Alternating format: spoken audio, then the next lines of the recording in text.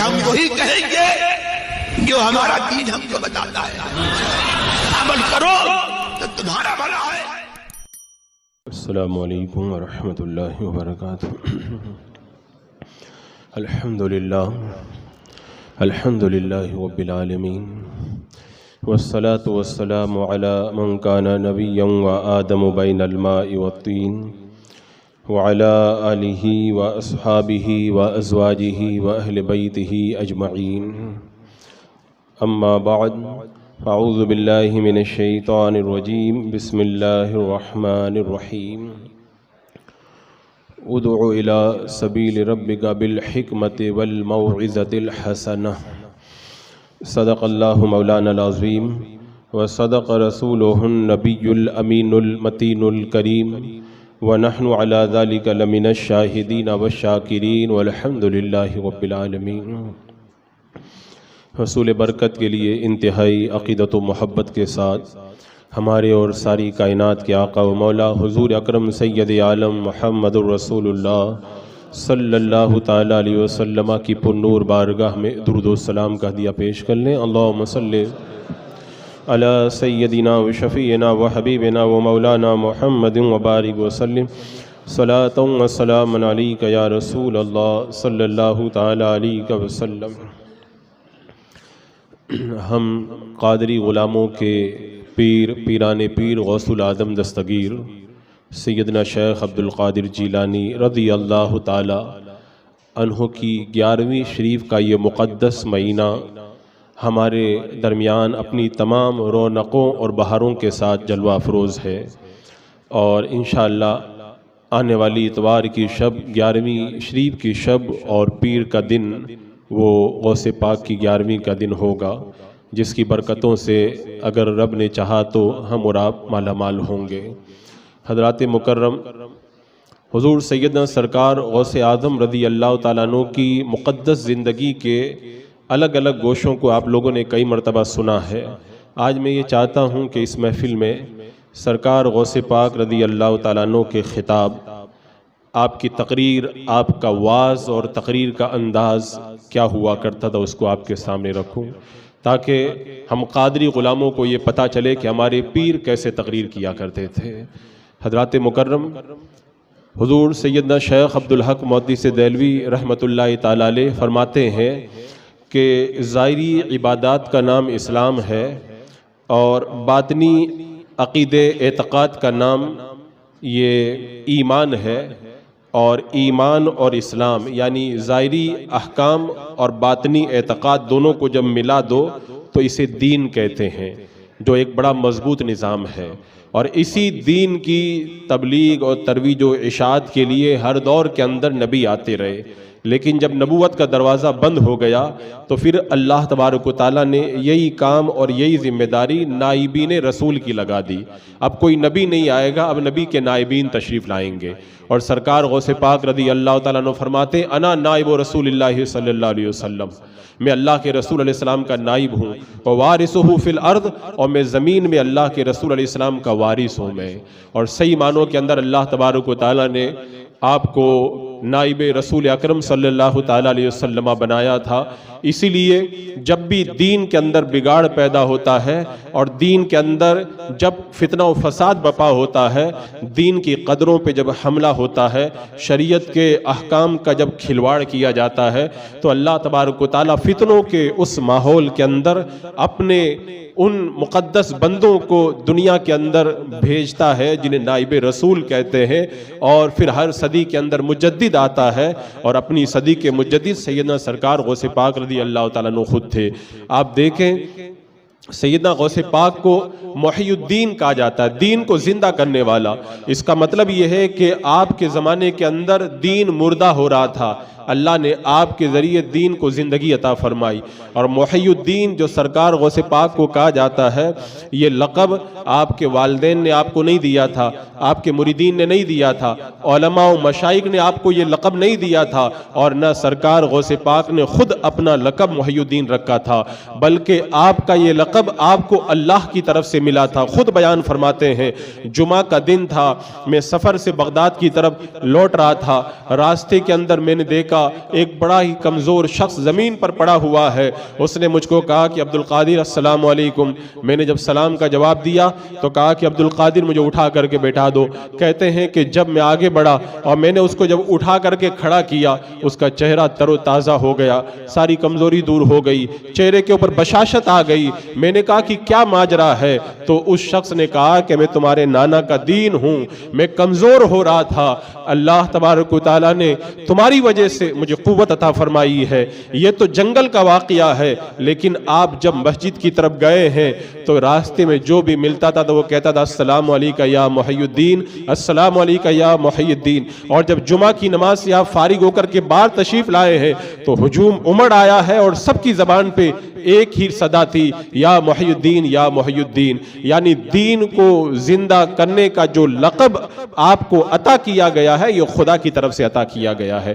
اور آپ نے دین کو کیسے زندہ کیا آپ خود فرماتے ہیں میری یہ تمنا ہوتی تھی میں جنگلوں میں رہوں, میں صحراؤں میں رہوں, نہ کوئی مجھے دیکھے اور نہ میں کسی کو دیکھوں, میں صرف اللہ کی عبادت کے اندر مگن رہوں. میری یہی تمنا ہوا کرتی تھی, لیکن رب کو یہ منظور تھا کہ میرے ذریعے لوگوں کو فائدہ ہو. خود فرماتے ہیں جب بغداد کے اندر حالات بڑے خراب ہوئے, شاید آپ حضرات کو پتا ہوگا سیدنا سرکار غوث پاک رضی اللہ تعالیٰ عنہ کے زمانے کے حالات بڑے سنگین تھے. ایک طرف بادشاہوں کی آپس کے اندر جنگیں چلتی تھی, دوسری طرف جاہل صوفیوں نے دین کے اندر بڑا بگاڑ پیدا کر کے رکھا تھا, اور ادھر دنیا پرست علماء نے دین کو جو ہے وہ کھلونا بنا کر کے رکھ دیا تھا, اور تیسری طرف جو ہے وہ آپ کے دور کے اندر طرح طرح کے جو فتنے اور گمراہ فرقے اٹھ رہے تھے انہوں نے دین کی جو ہے بنیادوں کو ڈھا کر کے رکھ دیا تھا. فرماتے ہیں جب میں نے فتنہ و فساد کا ماحول دیکھا تو میں نے قرآن مقدس اپنے ہاتھ میں لیا.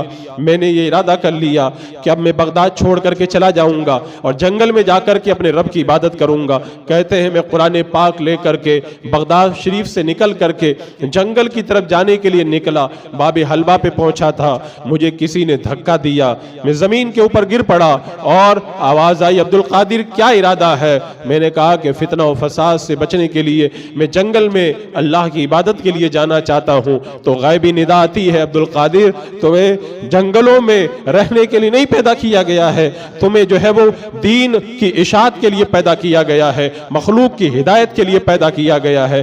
کہتے میں پلٹ کر کے آیا. سرکار غوث پاک رضی اللہ تعالیٰ عنہ نے جب ظاہری علوم سے فراغت حاصل کی تو اس کے بعد 25 سال تک آپ بغداد کے جنگلوں میں رہے, اور اس زمانے کے اندر آپ کا طریقہ یہ تھا کہ لوگ آپ کو دیوانہ عبدالقادر کہتے تھے. اس زمانے میں جب آپ بغداد کے جنگلوں کے اندر عبادت کیا کرتے تھے, فرشتے آتے تھے, اولیاء کرام کی جماعتیں آتی تھی, رجال الغیب آتے تھے, آپ سے جو ہے وہ سلوک حاصل کرتے تھے, آپ سے اللہ کی معرفت کے طریقے سیکھا کرتے تھے. جنگل میں آپ 25 سال تک رہے, تب تک آپ رجال الغیب, اولیاء کرام اور فرشتوں کے لیے رہنمائی کا کام کرتے رہے. لیکن اللہ تبارک و تعالیٰ کو منظور یہ تھا کہ آپ شہروں کے اندر رہیں اور لوگوں کی ہدایت کا کام کریں. اس لیے آپ خود بیان فرماتے ہیں ایک بار میں نے خواب میں دیکھا میرے آقا حضور اکرم سید عالم صلی اللہ تعالی علیہ وسلم تشریف لائے. فرمایا بیٹا عبدالقادر تم تقریر کیوں نہیں کرتے ہو؟ عرض کی یا رسول اللہ میں فارسی النسل ہوں اور یہاں عراق کے رہنے والے لوگ یہاں بغداد کے رہنے والے عربی النسل ہیں, میں کہیں ان کے سامنے بولوں تو یہ ایسا نہ کہے کہ نبی کے گھرانے کا فرد ہو کر کے عربی بھی اچھی نہیں بول پاتا ہے. حالانکہ سرکار غوث پاک رضی اللہ تعالیٰ عنہ تمام زبانوں کے اندر مہارت تامہ رکھتے تھے, یہ آپ کی عاجزی اور انکساری تھی. آپ نے کہا یا رسول اللہ اس لیے میں خطاب نہیں کرتا ہوں. میرا آقا علیہ السلام نے فرمایا بیٹا عبدالقادر اپنا منہ کھولو. آپ نے جب اپنا منہ کھولا آقا کریم صلی اللہ تعالی علیہ وسلم نے 7 مرتبہ اپنا لعاب دین غوث پاک کے منہ کے اندر رکھا. فرماتے یہ منگل کے دن کا واقعہ ہے. دوسرے دن میں خطاب کے لیے بیٹھا. غوث پاک رضی اللہ تعالیٰ عنہ نے سب سے پہلے جو خطاب کا آغاز کیا اس مدرسے سے آغاز کیا. ابھی مدرسہ بنا نہیں تھا, ابھی وہ تھوڑی سی جگہ تھی، آپ وہیں پر خطاب کے لیے تشریف فرما ہوئے۔ جب ممبر پر بیٹھے خطاب کرنے لگے، آپ کے سینے کے اندر علم کا دریا جوش لے رہا تھا، لیکن آپ کی زبان نہیں کھل رہی تھی۔ تبھی دیکھا مولا کائنات علی مرتضیٰ سیدنا علی رضی اللہ تعالیٰ عنہ تشریف لائے، اور تشریف لا کر کے 6 مرتبہ اپنا لعاب دین غوث پاک کے منہ میں رکھا۔ اس کے بعد میں سرکار غوث پاک رضی اللہ تعالیٰ عنہ نے جب تقریر کرنا شروع کیا تو پھر عالم یہ ہو گیا کہ پورے بغداد کے اندر آپ کی خطابت کا شور مچ گیا، اور سرکار غوث پاک کی خطابت کا ڈنکا پورے بغداد کے اندر مچنے لگا۔ اب دھیرے دھیرے دیوانوں کا ہجوم ہونے لگا، اور پہلے چند آدمی آتے تھے، اب اتنے زیادہ خطاب سننے کے لیے لوگ آنے لگے کہ جگہ تنگ پڑ گئی۔ تو پھر وہاں پہ مدرسہ بنایا گیا جو بعد میں مدرسہ قادریہ کے نام سے مشہور ہوا۔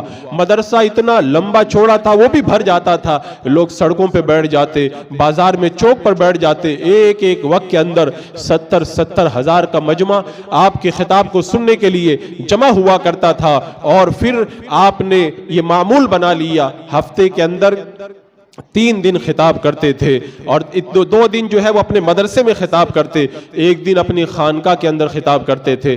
مدرسہ جب چھوٹا پڑ گیا تو پھر خانقاہ قادریہ بنائی گئی، اور پھر وہ خانقاہ قادریہ کس انداز میں بنائی گئی، لوگ دیوانوں کی طرح اس خانقاہ کا کام کرنے کے لیے آتے تھے۔ یہاں تک کہ خاتون آتی تھی اور کہتی تھی اپنے شوہر سے، میں تمہیں اپنا مہر معاف کر دوں گی، اتنے کام پیسوں کے بدلے میں تم غوث پاک کی خانقاہ کا کام کرو، وہاں پہ جا کے مزدوری کرو۔ اس شان سے سرکار غوث پاک کی خانقاہ کا کام شروع ہوا۔ ہفتے میں 3 دن آپ کا خطاب ہوتا۔ آپ کے بیٹے حضرت سیدنا عبد الوہاب رضی اللہ تعالیٰ عنہ بیان فرماتے ہیں کہ غوث پاک کا جب خطاب ہوتا تھا 400 لوگ قلم اور دوات لے کر کے علماء بیٹھ جایا کرتے تھے آپ کے خطاب کو لکھنے کے لیے، اور کوئی خطاب ایسا نہیں ہوتا تھا جس کے اندر کوئی ڈاکو زانی اور شرابی توبہ نہ کرتا ہو، اور کوئی خطاب ایسا نہ ہوتا تھا جس کے اندر کوئی یہودی نصرانی اور کافر کلمہ پڑھ کے مسلمان نہ ہوتا ہو۔ آپ کے خطاب کا عالم یہ ہوتا تھا، جب آپ کہتے تھے الحمدللہ، خطاب کا جب آغاز کرتے تھے، پوری زمین کے اولیاء کرام جہاں جہاں عبادت کے اندر مصروف ہوتے تھے سب خاموش ہو جاتے تھے، اور پھر روحانی طور پر جو ہے وہ اولیاء کرام آپ کے مجمع کے اندر آنا شروع ہوتے تھے۔ جتنے لوگ نظر آتے تھے وہ کم ہوتے تھے، اور جو نظر نہیں آتے تھے ان کی تعداد اور بھی زیادہ ہوا کرتی تھی۔ آپ کے زمانے میں ایک شیخ تھے، شیخ ابو زکریہ، ان کے پاس جنات تھے۔ ایک بار انہوں نے جنات کی حاضری کے لیے حاضرات کیا، کوئی جن حاضر ہی نہیں ہوا۔ پھر تھوڑی دیر کے بعد میں جن آیا تو پوچھا کیوں نہیں آئے تھے؟ کہا کہ جب آپ نے بلایا تھا تو میں غوث پاک کے مجمع کے اندر تقریر سن رہا تھا، جب غوث پاک خطاب کر رہے ہوں تو آپ ہمیں مت بلایا کرو۔ کہا تم بھی خطاب سننے جاتے ہو؟ کہا جتنے انسان نہیں جاتے ہیں اس سے زیادہ جنات خطاب کے اندر موجود ہوا کرتے ہیں۔ سرکار غوث پاک رضی اللہ تعالیٰ عنہ کی محفل کے اندر روحانی طور پر کثیر تعداد کے اندر اولیاء کرام خطاب سننے کے لیے آیا کرتے تھے۔ خود آپ فرماتے ہیں کہ میرے ہاتھوں پر 5000 سے زیادہ ڈاکو، 1 لاکھ سے زیادہ ڈاکو زانی اور شرابی جو ہے وہ توبہ کر کے نیک بنے ہیں، اور 5000 سے زیادہ یہود و نصارہ اور کفار کلمہ پڑھ کے اسلام کے دامن میں آئے ہیں۔ یہ تو شروع کی بات ہے۔ بعد میں علماء نے لکھا کہ بغداد کے اکثر لوگ آپ کے ہاتھوں پر توبہ کر کے خدا کی بارگاہ تک پہنچے تھے۔ اللہ تبارک و تعالیٰ نے آپ کے خطاب میں وہ زور عطا فرمایا تھا۔ جب آپ خطاب فرمایا کرتے تھے تو جب کہتے تھے کہ اب قال کی باتیں مکمل ہو گئیں، اب چلو حال کی باتیں سنو، جب آپ کی زبان مبارک سے یہ جملہ نکلتا تھا تو پھر عالم یہ ہوتا تھا، لوگ بے حال ہو جاتے تھے، کتنے لوگ چیخیں مار کر کے انتقال کر جاتے تھے۔ سرکار غوث پاک کی کوئی ایسی تقریر نہیں ہوتی تھی جس تقریر کے بعد میں محفل سے جنازے نہ اٹھائے جاتے ہوں۔ کتنے لوگ آپ کے خطاب کے اثر سے انتقال کر جاتے تھے، خدا کے خوف سے ان کے کلیجے پھٹ جایا کرتے تھے، اور وہ پھر آپ جب تقریر سے فارغ ہوتے تھے ان کا جنازہ پڑھایا کرتے تھے۔ حضرات مکرم، بادشاہوں کا کلام بھی جو ہے وہ کلاموں کا بادشاہ ہوا کرتا ہے۔ سرکار غوث پاک کے خطاب کے اندر وہ باتیں نہیں تھی کہ ڈر کر کے خطاب کریں، کیونکہ وہ زمانہ بادشاہوں کا زمانہ تھا۔ سرکار غوث پاک نے بغداد میں رہ کر کے 5 بادشاہوں کا زمانہ دیکھا ہے، بادشاہوں کی جنگیں دیکھی ہے۔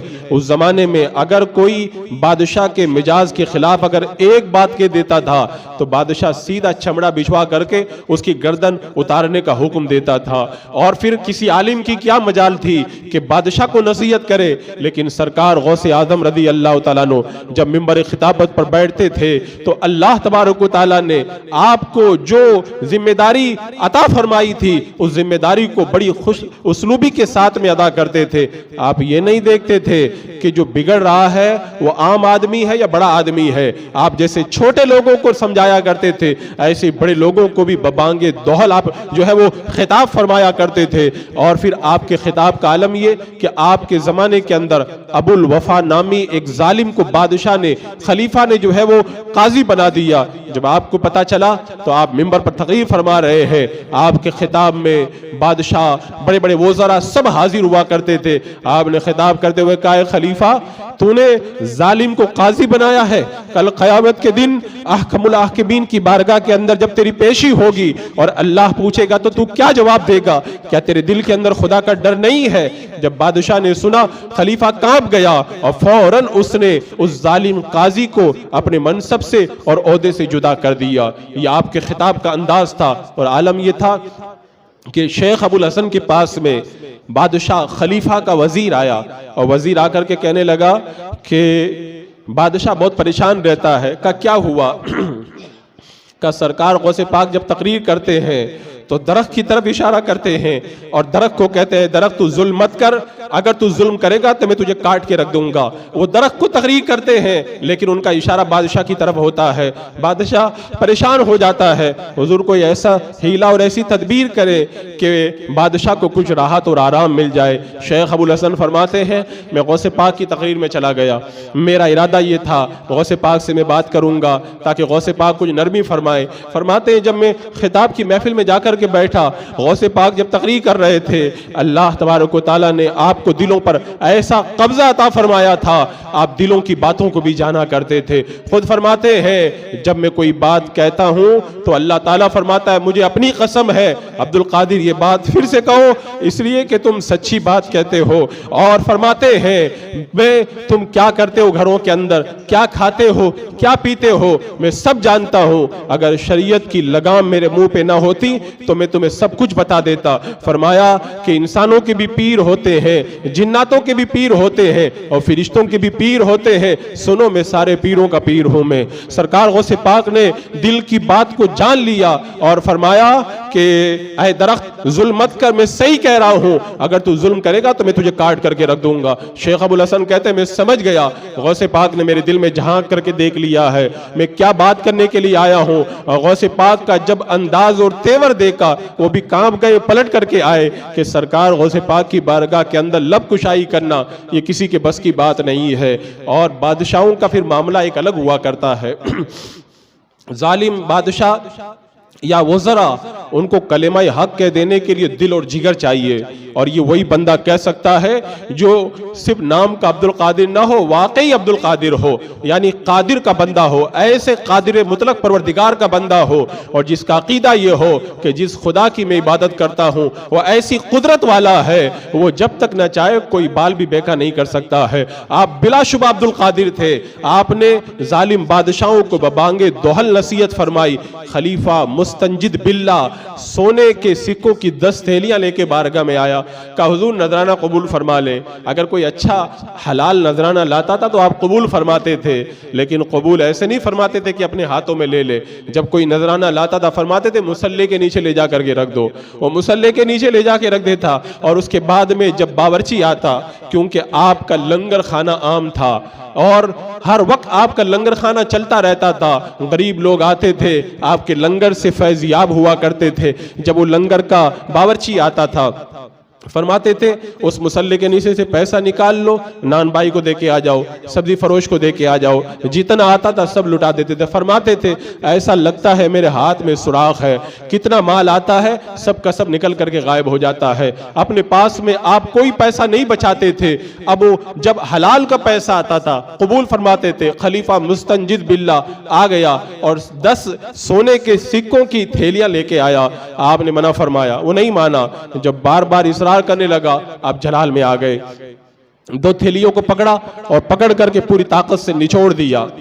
جب نچوڑا تو دیکھا کہ خون ٹپک رہا ہے، اور پھر جلال میں فرمایا لوگوں کا خون چوستے ہو اور وہی لوگوں کا خون مجھے لا کر کے دینا چاہتے ہو، اگر نسبت رسول کا اگر لحاظ نہ ہوتا تو اس خون کو میں تیرے محل کے دیواروں تک بہا دیتا، تم میرے پاس یہ حرام مال لے کر کے آتے ہو۔ بادشاہ نے جب یہ جلال دیکھا کانپ گیا اور بے ہوش ہو کر کے گر گیا۔ بڑے بڑے بادشاہوں اور ظالموں کے سامنے بھی کلمہ حق ڈنگے کی چوٹ پر کہنا، یہ اللہ تبارک و تعالیٰ نے آپ کو ملکہ عطا فرمایا تھا۔ اور آپ کی محفل واز، وہ محفل واز ہوا کرتی تھی، اللہ اکبر، خطاب جب فرماتے تھے تو پھر ایک الگ ہی کیفیت ہوا کرتی تھی۔ ایک بار خطاب فرما رہے ہیں، خطاب کے دوران کیا دیکھا کہ بارش ہونے لگی۔ اب بارش تو اللہ کی مرضی پہ ہے، اس پہ کس کا زور چلتا ہے، لیکن کہتے ہیں جو خدا کا ہو جاتا ہے اور پھر ساری خدائی اس کی ہو جایا کرتی ہے۔ جب بارش کو دیکھا، صحن میں لوگ بھرے ہوئے ہزاروں کا مجمع ہے، جب بارش ہونے لگی تو لوگ ادھر ادھر بکھرنے لگے۔ سرکار غوث پاک نے بارش کی طرف دیکھ کر کے کہا میں لوگوں کو خدا کی بارگاہ تک پہنچانے کے لیے جمع کرتا ہوں، تو لوگوں کو بکھیرتی ہے، تو لوگوں کو منتشر کرتی ہے۔ جب جلال کے عالم میں بارش کو خطاب کیا، پورے بغداد میں بارش ہو رہی ہے لیکن آپ کی محفل واز کے اندر ایک قطرہ بھی نہیں گر رہا ہے، لوگ سکون سے بیٹھ کر کے خطاب سن رہے۔ ایک بار خطاب فرما رہے، آسمان کے اندر چیل جو ہے وہ چلانے لگی۔ اب جانور ہے، وہ جانور کیا جانے، لیکن سرکار غوث پاک کی جب نگاہ جلال پڑی، کہا اے ہوا اس کے سر کو کاٹ کر کے رکھ دے، یہ مجلس واز کے اندر خلل پیدا کرتی ہے۔ ادھر آپ نے نگاہ اٹھائی، چیل زمین پہ گری اور سر الگ تھا اور اس کا دھڑ الگ تھا۔ یہ آپ کے جلال کا عالم تھا، اور پھر جو جملے آپ کی زبان مبارک سے ادا ہوا کرتے تھے وہ دلوں کی دنیا بدلنے والے ہوا کرتے تھے۔ کسی نے کہا تھا کہ حضور یہی باتیں ہم بھی کہتے ہیں لیکن وہ اثر نہیں ہوتا، لیکن آپ اگر اتنی بات بھی کہتے ہیں کہ رات میں جو ہے وہ یہ واقعہ پیش آیا تو مجلس کے اندر لوگوں کی حالت جو ہے وہ وجد کی کیفیت طاری ہو جاتی ہے۔ فرمایا جو میں کہتا ہوں وہ دل سے کہا کرتا ہوں۔ سرکار غوث پاک رضی اللہ تعالیٰ عنہ نے فرمایا کہ میں لوگوں سے خطاب نہیں کرتا ہوں، میں لوگوں کے دلوں سے خطاب کرتا ہوں میں۔ اور پھر آپ کے خطاب کا عالم یہ سنان نامی ایک بہت بڑا راہب تھا، وہ آپ کی بارگاہ میں آیا اور حاضر ہو کر کے کلمہ پڑھ کے مسلمان ہو گیا۔ کسی نے پوچھا کہ تو یمن سے چل کر کے بغداد آیا ہے، کیا تجھے اور کوئی کلمہ پڑھانے والا نہیں ملا؟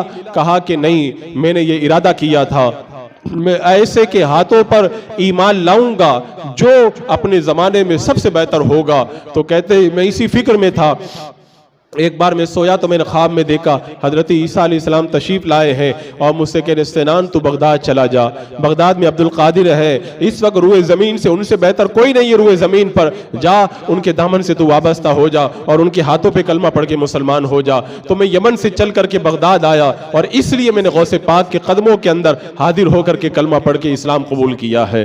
سرکار غوث پاک رضی اللہ تعالیٰ عنہ کی بارگاہ میں کہاں کہاں سے لوگ آتے تھے اور دامن اسلام کے اندر آ کر کے جو ہے وہ اسلام کے دامن کے اندر آ جایا کرتے تھے۔ اور آپ کے خطاب کا جو میں انداز بتاؤں، آج آپ کے جو خطبات ہیں، آپ کی جو تقریریں ہیں وہ بالکل پھیلی ہوئی ہیں، آپ جگہ جگہ کتابوں میں دیکھ سکتے ہیں۔ آپ کی کتابوں تقریر کی کتابیں جو ہے وہ آج چھپ کر کے دنیا میں موجود ہیں، ان کو جب بندہ پڑھتا ہے تو دل کی دنیا ہلتی ہوئی نظر آتی ہے۔ اور جب آپ خطاب فرمایا کرتے تھے تو پھر اس بات کا لحاظ نہیں ہوتا تھا کہ کیا حادثہ پیش آ گیا، ایسا بھی ہوا آپ تقریر کر رہے ہیں، آپ کو آ کر کے بتایا کہ حضور آپ کے بیٹے کا انتقال ہو گیا ہے، خطاب میں کوئی اثر نہیں ہوتا، خطاب فرماتے رہتے، جب تقریر مکمل فرما دیتے جنازہ حاضر ہوتا، منبر سے اتر کر کے نیچے آتے اور نیچے آ کر کے جنازہ پڑھاتے اور اس کے بعد میں اپنے دینی کاموں میں مصروف ہو جاتے۔ آپ کو دینی کاموں کی راہ کے اندر اپنے بچوں کی موت کا بھی خیال نہ تھا، یہاں تک کہ آپ خود فرماتے ہیں میرے گھر پہ جب کوئی بچہ پیدا ہوتا ہے تو میں اپنے ہاتھ میں لیتا ہوں اور ہاتھ میں لے کر کے میں کہتا ہوں یہ مردہ ہے، یہ میت ہے، اور یہ کہہ کر کے میں اپنے بچے کو جس دن پیدا ہوتا ہے اسی دن اپنے دل سے نکال دیتا ہوں، کیونکہ اللہ نے دل ایک دیا ہے، اس دل میں یا تو خدا کی محبت ہوگی یا بندوں کی محبت، دو محبتیں جمع نہیں ہو سکتی، اور سرکار غوث پاک کا دل محبت الہی کے اندر پوری طریقے سے لگ چکا تھا، دنیا اور دنیا والوں کی محبتیں آپ کے دل سے بہت دور ہو چکی تھی۔ اور پھر میں عرض یہ کر رہا تھا کہ سرکار غوث پاک جب خطاب کرتے تو خطاب کا انداز آپ دیکھیں، ایک بار آپ خطاب فرما رہے ہیں، خطاب فرماتے فرماتے فرمایا لوگوں اسلام کی بنیادیں ڈھہ رہی ہیں، اسلام کی دیواریں گر رہی ہیں، آؤ ہم سب مل کر کے ان بنیادوں کو درست کریں اور جو ڈھہ چکا ہے اس کو صحیح کریں۔ فرمایا یہ کام ایک سے نہیں ہوگا، یہ کام ہم اور تم سب کو مل کر کے یہ کام کرنا ہوگا۔ یعنی سرکار غوث پاک نے بتا دیا اگر دین کی تبلیغ و اشاعت کرنی ہے یہ ایک بندے کی ذمہ داری نہیں ہے، یہ سارے بندوں کی ذمہ داری ہے۔ مالدار ہے تو مال سے دین کی خدمت کرے، اللہ نے اگر عہدہ اور منصب دیا ہے اپنے عہدے اور منصب سے دین کی خدمت کرے، اللہ نے قوت اور طاقت دی ہے اپنی طاقت کے ذریعے دین کی خدمت کرے، اور اللہ نے اگر علم دیا ہے اپنے علم کے ذریعے دین کی خدمت کرے۔ فرماتے آؤ ہم اور تم سب مل کر کے اسلام کی بنیادوں کو درست کریں، اسلام کی بنیادوں کے اندر جو ڈھہ گیا ہے اس کو صحیح کریں۔ یہ ایک بندے کا کام نہیں ہے، یہ ہم تم سب کو مل کر کے یہ کام انجام دینا ہوگا۔ ایک بار آپ خطاب فرما رہے، خطاب فرماتے فرماتے ارشاد فرمایا کہ تم لوگ کلمہ طیبہ لا الہ الا اللہ محمد رسول اللہ پڑھتے ہو، اللہ نے تمہیں عیش و آرام کے لیے نہیں پیدا کیا ہے، یہ کلمہ حجت ہے۔ فرماتے ہیں کہ صرف اتنا کہہ دینا کافی نہیں ہے، یہ کلمہ پڑھ لینا کافی نہیں ہے، یہ ایک طرح کا دعویٰ ہے۔ جب بندہ کلمہ پڑھتا ہے وہ دعویٰ کرتا ہے، اب اس دعوے کے بعد میں دلیل کی ضرورت ہے، یعنی بندے نے جب کلمہ پڑھ لیا تو اب اس کے لیے دلیل کی ضرورت یہ ہے کہ اللہ نے جن کاموں کا حکم دیا ہے ان کاموں پہ عمل کرے، جن سے اللہ نے منع کیا ہے ان سے دور رہے، نماز روزہ اور دیگر تمام فرائض کی پابندی کرے۔ اگر تم ان فرائض کی پابندی نہ کرو گے، دین کی قدروں پہ عمل نہ کرو گے تو تمہارا دعویٰ بغیر دلیل کے ہو جائے گا اور تم برائے نام مسلمان رہو گے۔ سرکار غوث پاک رضی اللہ تعالیٰ عنہ نے فرما دیا، یعنی جو بہت سارے لوگ یہ سمجھتے ہیں نا کہ غوث پاک تو اپنے مریدوں کو جنت میں لے کے جائیں گے، اور یہ بالکل سچ ہے۔ سرکار غوث پاک خود فرماتے ہیں میں اس وقت تک جنت میں نہیں جاؤں گا جب تک کہ اپنے سارے مریدوں کو لے کر کے نہ چلا جاؤں۔ اور میرے مرشد حضور تاج الشریعہ نے کہا تھا نا کہ اختر قادری خلد میں چل دیا، خلد واہ ہے ہر ایک قادری کے لیے، جو بھی قادری غلام ہے انشاءاللہ وہ جنت میں جائے گا۔ تو سرکار غوث پاک نے اپنے مریدوں کو جنت کی بشارت کتنی مرتبہ دی بشارتیں، لیکن بشارتیں دینے کے ساتھ بتا دیا میرے مرید ان بشارتوں کے اوپر ناز مت کر بیٹھنا، ان بشارتوں کے اوپر جو ہے وہ پھول مت جانا، میری تقریر کو بھی سننا، میں نے کیا کہا تھا۔ کلمہ طیبہ دعویٰ ہے، اس کے لیے دلیل چاہیے، اور دلیل یہ ہے کہ اللہ نے جو کہا ہے اس پہ عمل کیا جائے، جن سے منع کیا ہے ان سے رکا جائے۔ اگر بندہ ان پہ عمل نہ کرے، اخلاص اور سنت کی پیروی اگر نہ کرے تو پھر یہ دعویٰ بغیر دلیل کے ہو جائے گا۔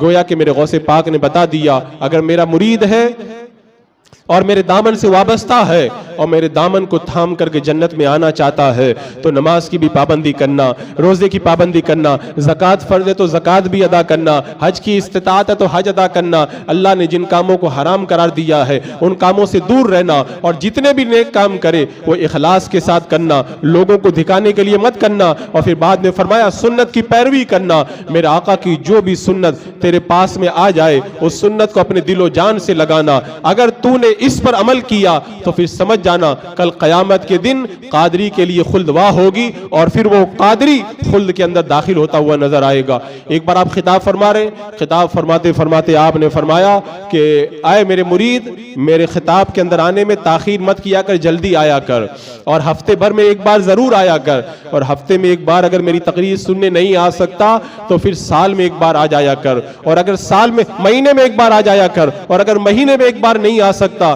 تو سال میں ایک بار میری تقریر سننے آیا کر، اور اگر سال میں بھی نہیں سن سکتا تو زندگی میں ایک بار میری تقریر سننے ضرور آ جایا کر، ہزاروں برکتیں لے کر کے جائے گا۔ فرماتے میری تقریر کے اندر جنات بھی آتے ہیں، فرشتے بھی آتے ہیں، اولیاء کرام بھی آتے ہیں، اور میں ان کو خدا رسی کا طریقہ بتاتا ہوں۔ تو میری تقریر میں اگر تو آئے گا تو بڑی دولتیں پائے گا، بڑے انعام و اکرام سے تو مالا مال ہو کر کے جائے گا۔ سرکار غوث پاک نے فرمایا کہ اے منافقوں، اگر کتے کو مالک اگر روٹی کا شام کو ایک ٹکڑا دیتا ہے تو کتا دن بھر مالک کی حفاظت کرتا ہے، اس کے کھیت کی رکھوالی کرتا ہے، مالک سے وفاداری کرتا ہے۔ فرماتے ہیں منافقوں فاسقوں تمہیں کیا ہو گیا ہے؟ اللہ تبارک و تعالیٰ دم بدم اپنی نعمتیں تمہارے اوپر اتار رہا ہے، پھر بھی تم اللہ کے فرامین سے جو ہے وہ دور ہوتے ہوئے نظر آ رہے ہو۔ اگر کتے کو مالک چند ٹکڑے دے دے تو وہ کتا جو ہے وہ دن بھر مالک کی حفاظت کرتا ہے، مالک کے حکم پر عمل کرتا ہے، اور تم ہر لمحہ اللہ کی نعمتوں کو پاؤ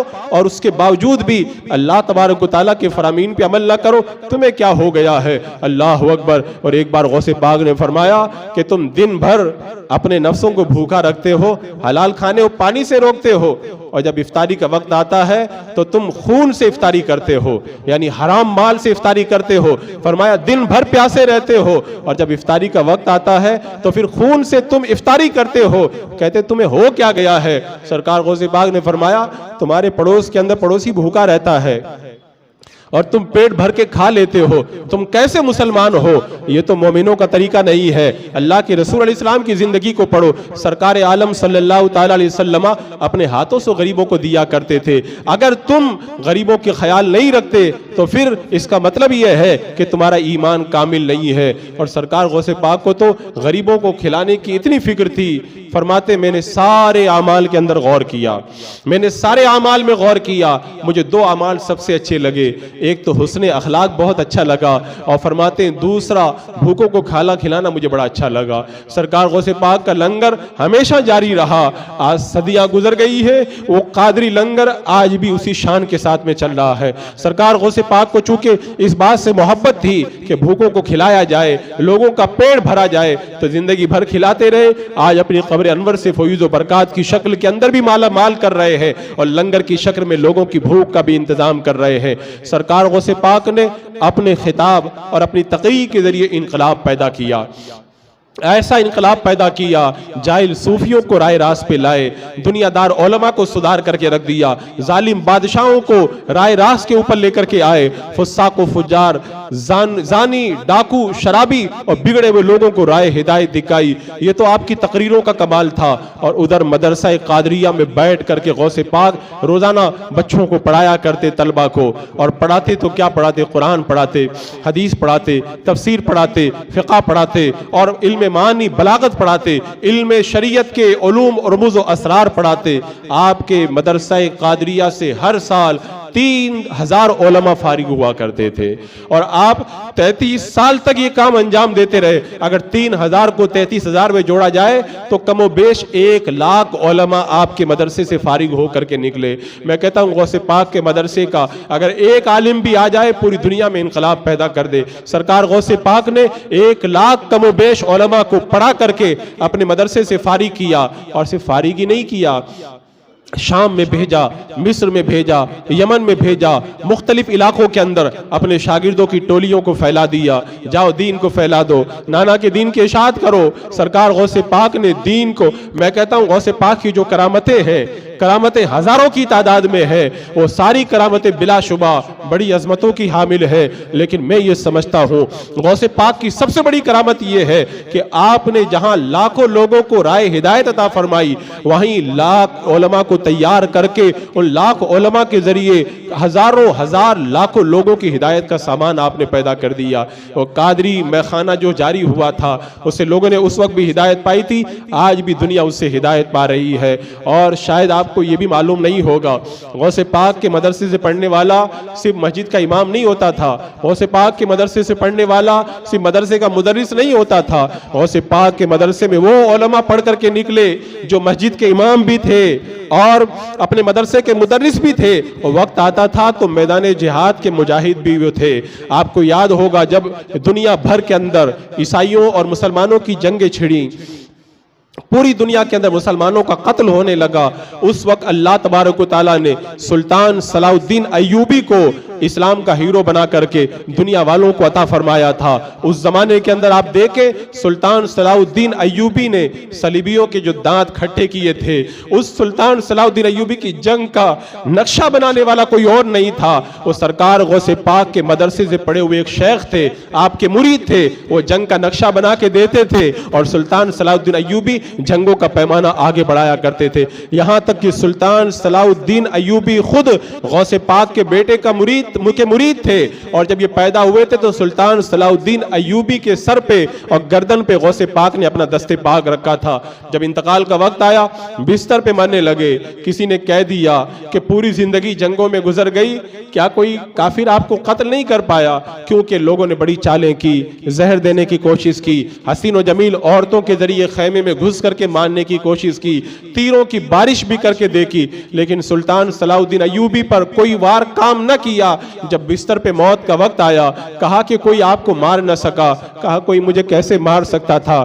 جب میں بچہ تھا میرے باپ نے مجھے غوث پاک کی خدمت میں رکھ دیا تھا، خدمت میں لے گئے تھے، غوث پاک نے اپنا دست پاک میرے اوپر رکھا تھا، کیا دبے جس پہ حمایت کا ہو پنجہ تیرا، شیر کو خطرے میں لاتا نہیں کتا تیرا، جس گردن پہ غوث پاک نے ہاتھ رکھ دیا ہو دنیا کی کسی تلوار میں وہ طاقت ہی نہیں ہے کہ اس گردن کو کوئی تلوار کاٹ سکے۔ سرکار غوث پاک نے اپنی خانقاہ اور مدرسے کے ذریعے جو انقلاب پیدا کیا، ضرورت اس بات کی ہے لنگر غوثیہ، جلوس غوثیہ، جلسہ غوثیہ اور سرکار غوث پاک کی کرامتوں کے ساتھ ساتھ ہم غوث پاک کی ان تقریروں کو پڑھیں، غوث پاک کی ان تقریروں کو سنیں تاکہ ہماری زندگیوں کے اندر انقلاب پیدا ہو۔